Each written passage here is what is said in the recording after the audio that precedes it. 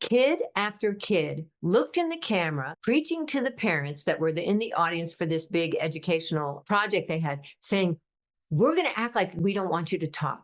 We're going to turn away. We're going to shrug. We're going to be so negative with you, but we want you to talk to us. Hi, I'm Delaney Rustin, physician to tweens on up and filmmaker of the 4 Screenagers movies, and this is the Screenagers podcast. Today we're delving into the intricacies of talking with teens about topics related to making out and sex. Our guest is Dr. Laura Kastner, a renowned clinical psychologist who's an author of several books on parenting teens, including Wise-Minded Parenting. In this episode, Dr. Kastner shares her invaluable insights on fostering open communication with young people, tackling challenging conversations with confidence and humility, and the significance of being an askable parent. Please note that today's episode is for mature audiences. Let's get started. Laura, it is so great to have you here, talking about challenging conversations in the realm of physical intimacy. Just today, I was talking with the dad of a 17-year-old, and he was saying how he was yet to talk with his son about any issues around sex. And he said that he, the dad, just feels too uncomfortable. And I'm thinking the scope of things that we need to be discussing with our teens is even bigger than ever. Like everything around screen time, porn online, and I recently did a podcast about young people seen in the media choking during sex, and the rate of teens actually doing the same thing, how that's been rising. There's the issue of alcohol and sexual decisions, which is something we bring up in Screenagers Under the Influence. Just so much. My background research way back was in sexuality, contraceptive use among teenagers. And there's so much taboo about these things that if you don't prove that you're an askable parent, they won't come to you. Exactly. We could get into deep psychology about why taboos exist, right? Taboos are good when it has to do with do not have sex with young children, right? It's great taboo. Unfortunately, it's more global than that in the way it gets registered in the brain. Kids are getting to know their own identity, their own attractiveness to what gender or what kind of morals they have in their own investigations and explorations with their peers. All of the conversation is uncomfortable. This issue around choking, all these hard things. It's hard to talk about the choking, and it's hard to talk about blackout, TikTok, and so forth. But we want to be there first so that we can inoculate them against the big toxins out there. Porn is a great example. And people say, oh, if you have any questions about anything on screens and you're uncomfortable, just come to me. Doesn't work that way. Not at all. You bring it up, just little mini things along the way. And that gives the young person the confidence to bring that up. If you say those awkward words. Absolutely. You have to prove that you're an askable parent by talking about uncomfortable things like asphyxiation or anal sex or whatever it is. You have to say the words, right? We call it psychological immunization. Our kids are in the world with drugs, sex, violence, risks, and everything related to smartphones. And we want to get there first. But be there first, though, Laura, that concerns me a little bit because I think I get the idea of it. So start much earlier than we think. That's one of the big issues now, particularly with our tech revolution. But just note, it might not be first, but we can keep on having these little minutes. Yeah. Once you have screens and social media, you are talking about sex and drugs and porn and violence. And get there first is just an idea that of course, it's not first. It's just that most parents that end up talking to their kids about drugs and sex do it in reaction. When stuff happens, we're reactive. And then we might be emotional, we might be judgmental, we might be scoldy or preachy. And then we've lost our credibility to be there for our child. The taboos keep us silent. So that's why talking is so helpful. And that we want to think of it like protecting your child, like an immunization, right? I'm going to inoculate them with this thing that makes me uncomfortable, but it's going to protect them later on and protect me. Being ready to label genitals when they're 4 years old. That's a penis. This is a vagina. The idea is it's much earlier. And I feel like your Tech Talk Tuesdays are such a great idea. It's going to be little bits. having conversations with our kids, bringing up uncomfortable stuff. Often they don't want to engage. Frankly, they're going to be looking stuff up. They're going to be going to their peers. They're going to be learning sexuality through pornography and all sorts of stuff that we know the data that is a high usage. It's a click away. But I think some parents don't think that because it's so hard that they should be in there once a month, once every couple months, just bringing up a little topic around sexuality. Yeah, I have to start with an experience I had through the education department at University of Washington. They knew that I had my background consulting to Planned Parenthood and doing sexuality research. And we did these focus groups where we had boys and girls separate and then together in all these focus groups that we videoed from all schools around Seattle. And we said, okay, what would you like parents to know about how they should communicate with their middle schoolers and early high school so that the juniors and seniors were experts? And that was our technique to get them talking. And it was one of the most amazing experiences because kid after kid looked in the camera, preaching to the parents that were in the audience for this big educational project they had, saying, we're going to act like we don't want you to talk. We're going to turn away. We're going to shrug. We're going to be so negative with you, but we want you to talk to us. You need to talk to us. They were 17 and 18. I don't know why. We're going to act really mean about it, but we do want you to talk to us. And they were every ethnicity, every cultural background. They're all nodding. One thing that's worked for me in recommending to parents is have parents say, look, I want to talk about this with you. And the kid might say, I don't want to talk about you. I know. To live with myself as a good parent, I want to know that I've talked about the risks of hookups under the influence, which technically is basically could be rape, right? And I know you don't need to talk about it, but I do. I just need to make sure I've talked about it. And I'm awkward. I don't even know. I had to look up some of this stuff on the web, but I need to talk about that. The kid will have this obligation to turn away and just groan, but they are listening. And I know they appreciate the awkwardness. So lean in. Yeah. Parenting with integrity, to say to our kids, for doing the most important job I'm doing on this planet, which is trying to be a better parent. Yeah. There's certain things, and this is one, I just need to have this conversation with you. What I really like also is what we're implying here is that might be a conversation where you're actually just saying some things. I just need you to know the law on this is this. And I would add to it, I feel for people because alcohol does sometimes is in the mix, and what a hard situation that is because things can turn, even though it seems to be making perfect sense to be sexual in that moment. Right. So I'm always letting them know too that I don't see it as easy. I want to flesh out two of the points you're making, Delaney. First, if you get an essay about parenting teenagers, they all say the same thing. Listen.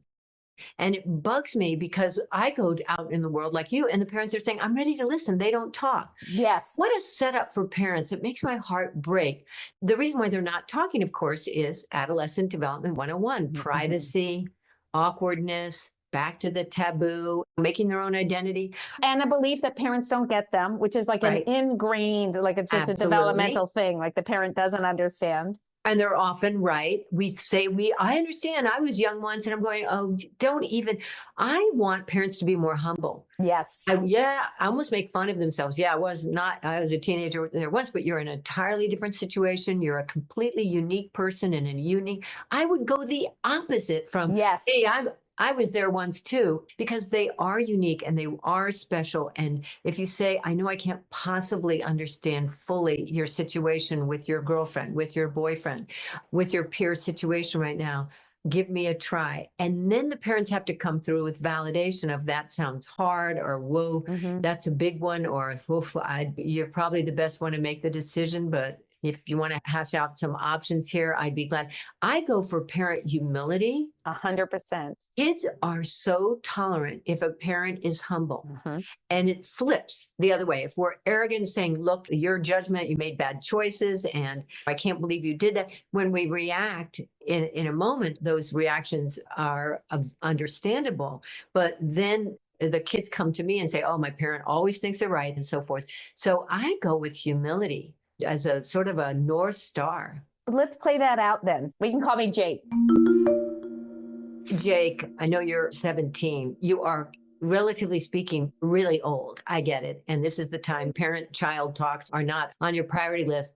I do want to talk about something that is really keeping me awake at night as you spend so much time away from the family. Yeah, but I got to go do practice. Yeah.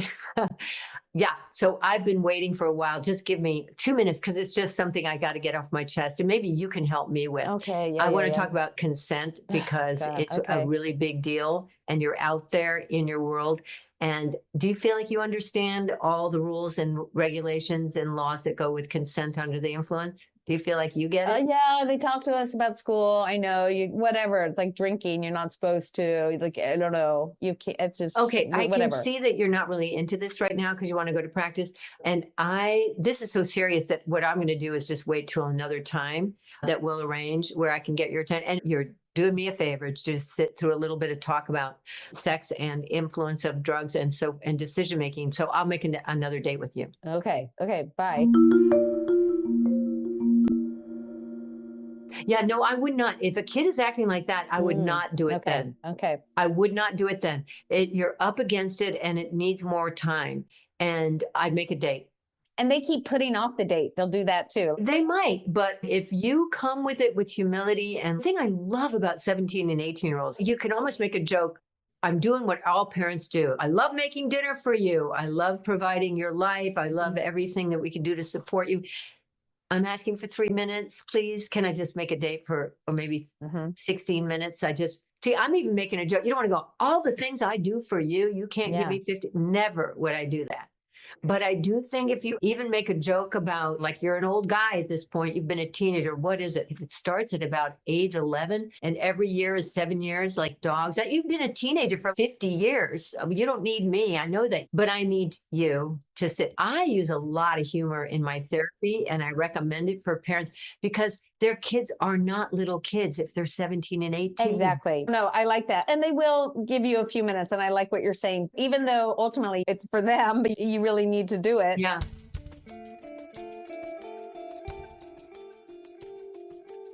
When I'm in therapy and I treat them with respect as they deserve as a 17, 18-year-old, they are open. Yes. They're more tolerant. And of course, we're trying to help parents use the language that we use because we know it's connecting. When we use that language of respect, we see their eyes open. An example would be with a 17-year-old. I would say, do you think the average 17-year-old guy or your friends, do you think they know that a partner can't give consent when they're under the influence? Do you think they know that? Yeah. That literally they will go to college.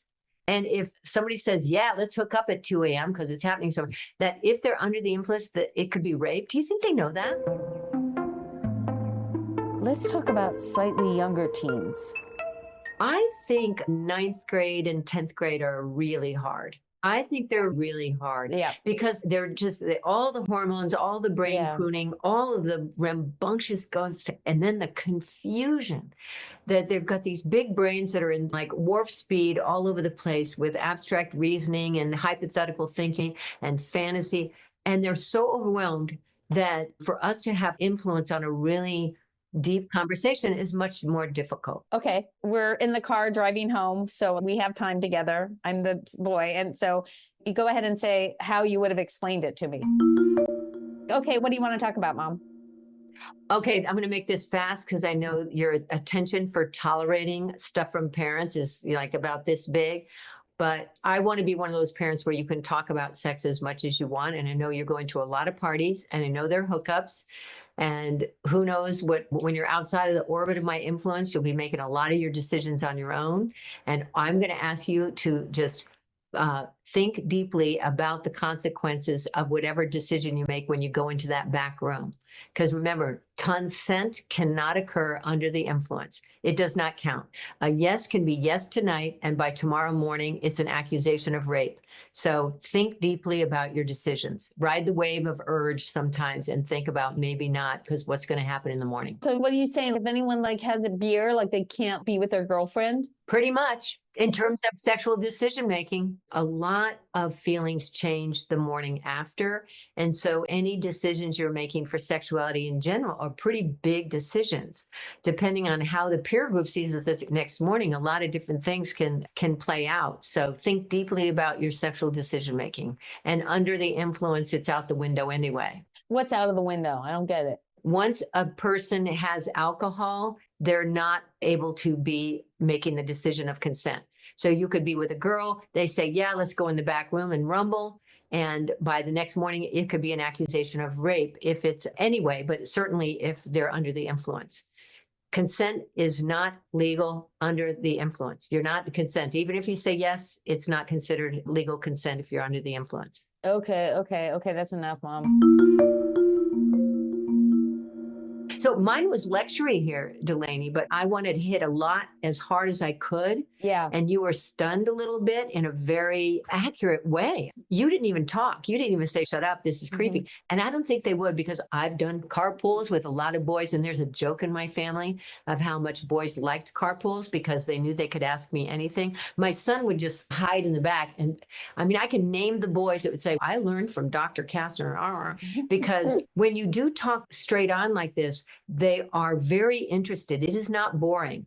And I was trying not to do scoldy or it was somewhat preachy, but I was trying to hit the information hard, just deliver the information. I'm going to get in there with, whoa, you better know this. And they could be a little stunned. Yeah. I'm not sure they'd cognate the whole thing, but I got to get it in there fast, and it won't be the last time.